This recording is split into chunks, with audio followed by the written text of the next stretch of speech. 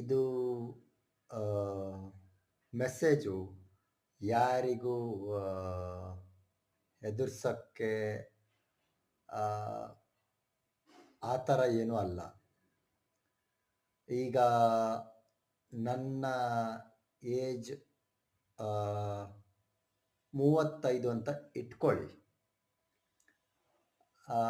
ಅಬ್ಬಬ್ಬ ಅಂದರೆ ಇನ್ನೊಂದು 15-20 ವರ್ಷ ಬಾಕಿ ಇದೆ ಅಂದರೆ, ಅಷ್ಟು ವರ್ಷದಲ್ಲಿ